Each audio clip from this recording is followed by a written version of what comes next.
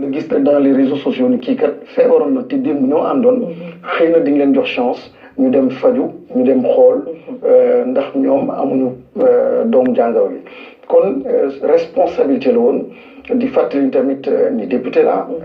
député du toog rek di tàccu du toog rek di wax mais responsabilité attitude la ci ay jëf yoo xam ne war na mën a inspirer di défendre pas défendre par rapport aux lois simplement mais défendre aussi loo xam ne moom mooy défendre donc sa nation damay jàngale aussi mu am comportement attitude boo xam ni war nañu la mën a roy ci jafe-jafe ci situation yi mel noonu donc di sant yàlla bi ma yàlla dimbalee ma nekk parmi les premières personnes infectées am cette possibilité là aussi donc de communiquer loo xam ni moo ma daloon bi ma koy def aussi dama tiitoon ne ci suba si da xam naa ñëpp nañ ma xas ni daf feebar rek et cetera wante yàlla li muy def rek lépp rafet ñëpp rafetlu ko ma ciy santaat ñëpp ak ñaan yoo xam ni message yi ma jot macha allah j'étais très ému c'était vraiment très fort. macha allah loolu tax ñu ñëw waxaat yaa ngi wax jot nga ay message yow ba nga dundee feebar boobu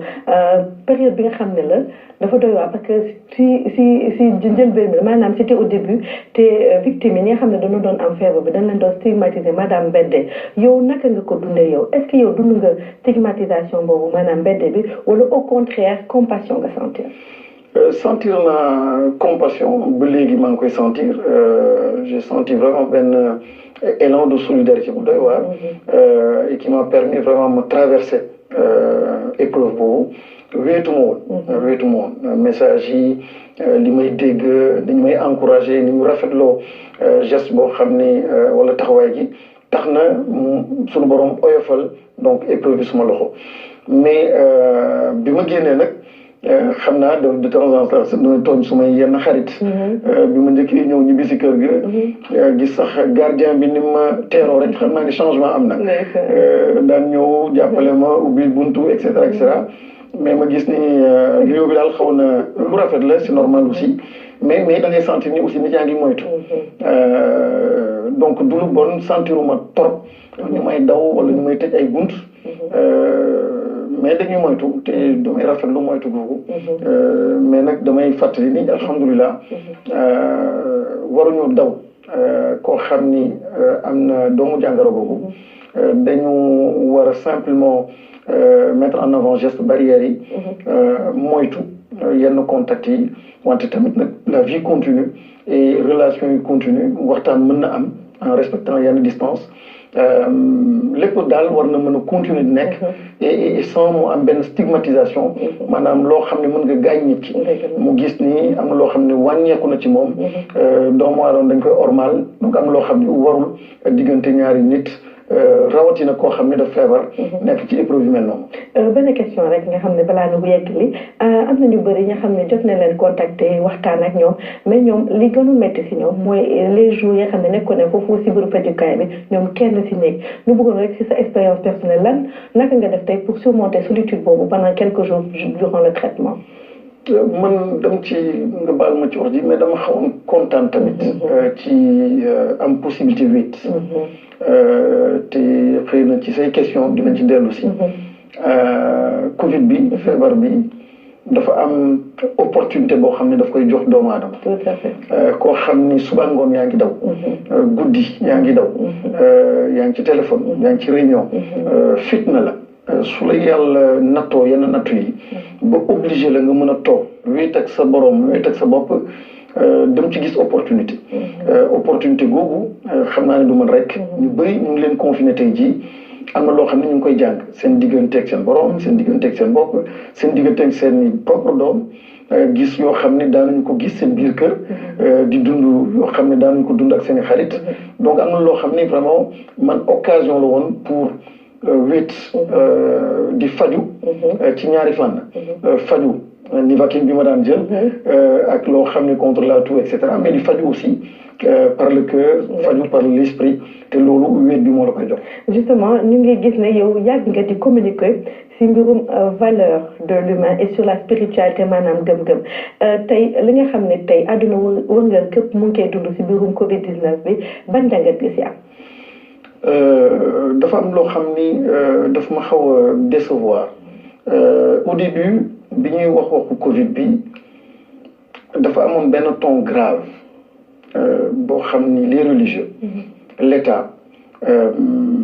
les hommes les scientifiques et partout ci planète bi ñëpp dañoo gisoon mbir bu garaaw bu am pas garaaw parce que day reyee mais d'inhabituel dem naa sax bindoon benn article boo xam ni man ne ko lii du ma ko tuddee crise maa ngi koy tuddee catastrophe crise généralement suy am normalement su crise bi jàllee da nga war retrouver encore état initial bi mais su dee catastrophe la dootoo gisaat lii amoon avant léppay changé mel ni montagne boo xam ni tas na wala leneen donc lii noonu lañ ko jàngate woon noonu la ko ñëpp gisee woon mais li ma décevoir mooy ni ñu koy commencé di banaliser di ko banaliser di dindi ruu Covid bi ak gis-gis ak jàngat bi ñu ko gisoon ba ñu doon dingat mode de gouvernance su dirigeant wu àdduna ñu doon dingat doomu aadama yi nu ñu amee rapport ak les animaux la nature rapport avec la science rapport ak ñoom seen bopp ñëpp di commencer di questionner mu nekk loo xam ne moment yu dense moment yu intéressant pour l'humanité et malheureusement glissement bi ma gis dañ commencé di ko banaliser et ce que j'appelle donc di traiter le signal maanaam au début il y avait le signe et le signal ñu doon traité ñaar yëpp mais actuellement on ne traite que le signal différence bi ma ciy def mooy signal dafa mel ni nga nekk ci feu rouge bi su xonqee wala mu verte pragmatisme la laaj mooy ma avancé wala ma arrêté donc foofu du def référence ak sa ngëm-ngëm du def référence ak sa gis-gisu àdduna pragmatisme la laajte da ngay dem wala da ngay taxaw mais signe symbole la day def référence sa gëm-gëm beneen gis-gis yenn valeur yenn culture et cetera et loolu daf ci am solo lii ñëw nii actuellement muy mbas mi moom muy Covid bi donc di ko traité par les gestes barrières bi wax am na solo di am gel bi di am distance bi am na solo lool wante day baax tamit ñu fajee ko par le ruux par l'âme et par l'esprit et par un changement d'attitude de comportement parce que suñ ko deful di faj simplement en surface li ñu dal nii moo nar a dalaat l'humanité dans pas longtemps parce que les comportements ne changeront pas foofu nag moom laa amee déception bu métti moo tax may ñaan justement ceux-là qui participent di combattre Covid bi virus bi ñu continuer ànd ak gravité donc situation bi xam ne lu garaaw moo ñëw et lu garaaw loo xam ne la daf ñu interpeller daf ñu war a continuer di interpeller kon noonu laa gisee mbir boobu valeur yoo xam ne daf ci am solo ci lecture bi xam naa ci kanam tamit nañ ci mën a gën a dellu si pour permettre justement li may oowee une spiritualisation de la lutte c'est une lutte boo xam ne sa médicalisation dafa forte trop lu am solo la wante sa spiritualisation day tax ñu gën ko mën a xóotal et mën a adossé wu au sens et quand je parle de spiritualisation tamit waxuma waxu religion mais li may wax mooy simplement mën a dépasser donc loo xam ni signal bi la pour mën a situer mbir bi connecté ko à la question donc du sens mooy li muy tekki pour yow par exemple jullit bi lu muy tekki pour yow le chrétien ma nga baal ma ci benn aaya boo xam ne benn boobu rek wa ma taatihim min ayatin min ayati rabbihim illa kaanu anha mu'ridin ci surat Yasin suñu borom di wax combien de fois on leur envoie des signes parmi les signes de Dieu mais ils continuent de s'en détourner et malheureusement ce signe-là que nous avons tous pris comme étant un signe ñun ñëpp jàpp ni signe la am na loo xam ne suñu borom ñun ñuy gëm mi ngi wax ak ñun ba petit à petit ñu ngi koy banaliser te loolu lu doy waar la te mën na tax jàngoro bi nu ñu bëggee mu jeex malheureusement du demee noonu lu ñu bëggoon tamit suñu humanité doxee ko malheureusement on risque d'avoir donc des résultats contraires et malheureux. gis nañ ne fan yi depuis quelque temps nag fan yi ñu ngi wax bu baax mbirum cas communautaire yi bëri na fi tey kilifa diina yi leader d'opinion yi ñu mel ni yow les acteurs communautaires les collectivités territoriales ñoom ñëpp dafa mel ni dañ leen di si woo du dëgg. waaw et dafa am solo parce que Ramata dafa am lu doy waar lu ma seetlu mooy xam nga société dafa am lu ñuy wax des lieux de production de sens maanaam pour mu mën a dox il faut que li lay tax a bouger il faut mu am benn sens boo koy jox te lieu de production bi ñu amoon fii Sénégal lu ci ëpp bopp mooy les milieux religieux moo daan tax ñu daan yëngu mooy tax ñuy joxe mooy tax ñuy sarax da ngay gis koo xam ne du fay impôt wante mën na joxe alalam yëpp ci yoonu diine et cetera parce que ñoom ñuy produire sens boo xam ne mën nañ ko jàpp di dem wante ci Covid bi dafa am au moins 3 nouveaux lieux de production de sens benn bi muy état boo xam ni dafa presque perdre légitimité rare na état am légitimité bi mu am jamono yi 2 mois et 3 mois yi ñëpp di ko déglu religieux yi nekk ci ginnaaw opposition nekk ci ginnaaw parti pouvoir nekk ci ginnaaw ñëpp nekk ci ginnaaw état société civile là ce sont des moments rares pour notre nation dafay baax revenant encore à la question du signe état questionné boppam lan moo tax gëdd boobu ak légitimité boobu ma perdroon ko tey jii je peux retrouver ça mbir bi mën na garaaw mën na nekk loo xam ne tous les jours on a des morts il y a des décès c'est pas 22 mais tous les jours plus que ça ci benn département rek ci yenn gox yi fii nombre de décès par jour na ëpp 22 ou 23 24 wante taxul état suy wax ci yenn programme am nit ci di ko déglu beneen lieu de production de sens bi wax naa ko sànq moom mooy diine di tuddee diine beneen lieu de production de sens bi mooy la science les scientifiques jamais ou rarement les hommes scientifiques ont eu ce leadership ba ñëpp taxaw di leen déglu yàkkamti damay tudd ñoo xam ne kenn ku mu ràññee mooy professeur Seydi ak ñeneen ku lim Diouf mais seen leadership bii dafa fës kon dafa am solo trop ñooñu seen leadership ak ñuy contribuer di produire sens donc moment yu intéressant la maintenant lii xew fan yi mooy état bi le fait que mu xaw a mel ni dafa relâché di commencer di perdre encore sur cette question là du Covid benn légitimité dafa indi benn doute ak benn situation boo xam ne d'inconfort moo tax là je suis parfaitement d'accord dafa am yeneen acteurs yoo xam ne dañu war a dugg participer ci production de sens boobu moom mooy ASC yi ngay wax les collectivités locales et encore une fois pour mu am gëdd la gravité de la situation waxuma gravité par rapport à des mais gravité par rapport ak ni nga koy comprendre ak sa ngëm-ngëm sa boroom ak lim la bëgg a wax loolu day baax ci message bi ak ci lutte bi ñu continuer di ko porter su dee gëm nañu ne loolu la su dee nag gëmuñu ko mën nañ ko banaliser mais ku gëm nekk réew boo xam ne gëm-gëm googu dafa am day baax ce message là ñu koy mën a continuer di ko porter dafay tax ñu fagaru te day tax tamit te kenn xamul li tax ñun mbir bi méttiwul comme ni mu méttee yenn réew xëy na ñaan yi ci am la xëy na gëm-gëm gi la xëy na foi bi la kon nag war nañu poser de grandes questions mais encore une fois j'insiste sur ces questions là et question bi ma laaj mooy insister sur les lieux de production de sens ñi nekk ci collectivités locales yi ñi nekk ci ASC képp koo xam ni gëm nga ni lii kat nattu la moom nga impliqué wu li la yàlla jox ci alal lim la jox ci xam-xam lim la jox aussi ci moyen pour jouer donc la carte de la solidarité ak surtout responsabilité responsabilité rek moo mën a tax nga sol sa masque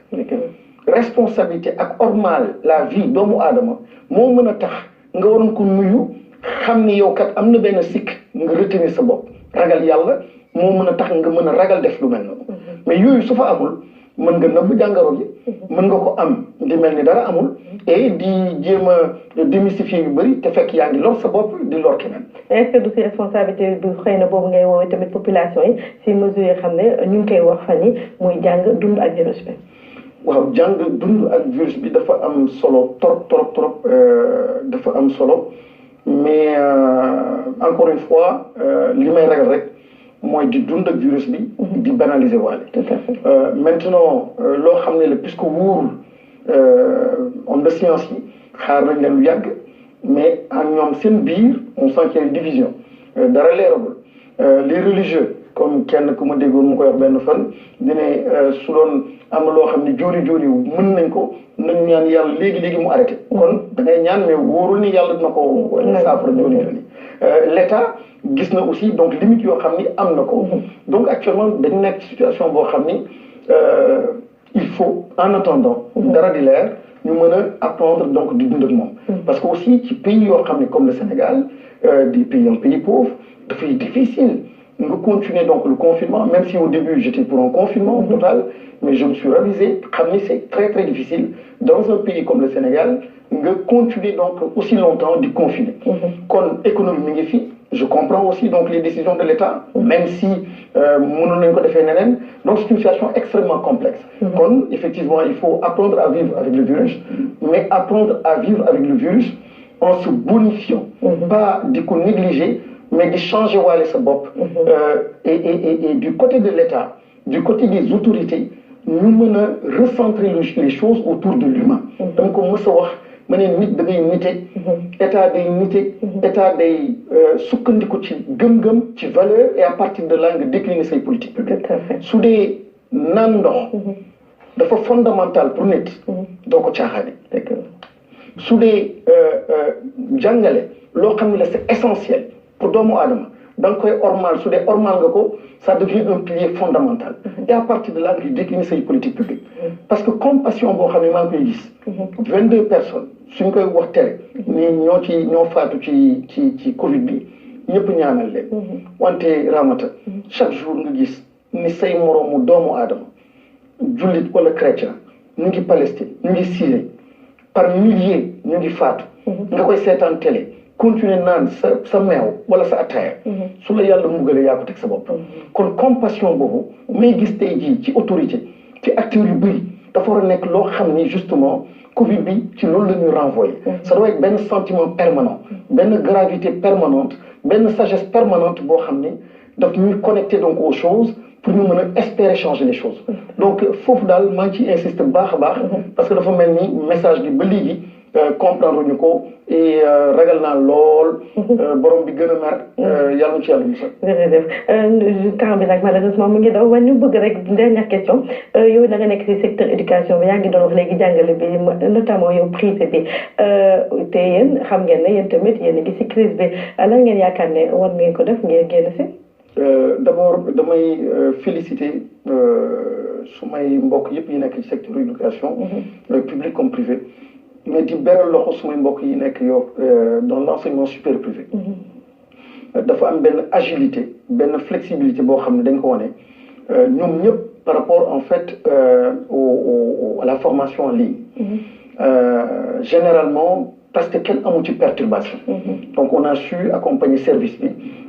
dimbali étudiants yi dimbali parents yi loolu lu am solo